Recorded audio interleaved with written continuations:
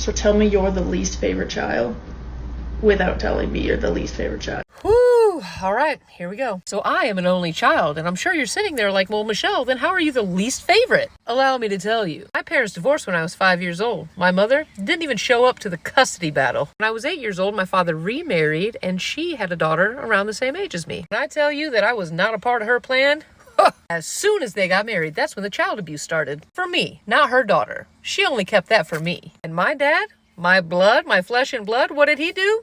Nothing. He would come home from work and I would have split lips and bruised gums, and he said nothing. Now as an adult, I still know some of my old neighbors, and they said that they could hear her beating me from their house. I was always made to feel like I was shit. I remember one time I had the flu and I was puking, and my stepmom came in the bathroom and hit me so hard I fell on my ass, and she said, "If you wake your father up, I'm gonna hit you again." Then left me to clean the vomit up by myself. I was always made to feel like I was stupid. None of my artwork, none of my spelling tests, none of that was displayed on the refrigerator like my stepsister.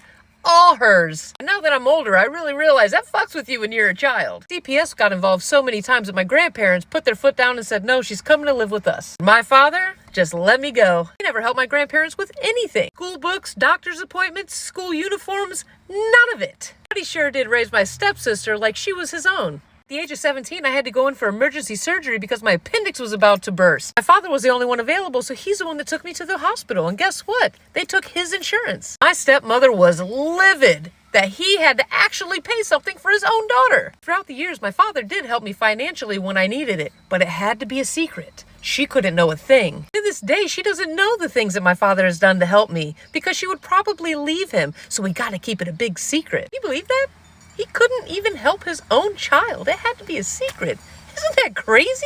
Oh, also, when I got older, I had to file bankruptcy, and then I realized that they never actually even paid that hospital bill. Thanks, Dad. As I got older, I thought I was getting over these childhood traumas. But then my ex and I had our son. My stepsister literally told my aunt that she couldn't let me get all the attention, and she went and got knocked up. Now my father treats her children like his grandbabies, and my son like nothing, even though her children and my son have the same kind of biological relation to my father. But her kids, that's what matters. Seeing him treat my son the exact same way he treated me really brought up some of that childhood trauma. Now at the age of 36, I have chosen to have zero relationship with him. My father comes off as a nice man, and he is, but he's a shit dad. But I can thank him for teaching me how to be the parent I never want to be, and that's just like him.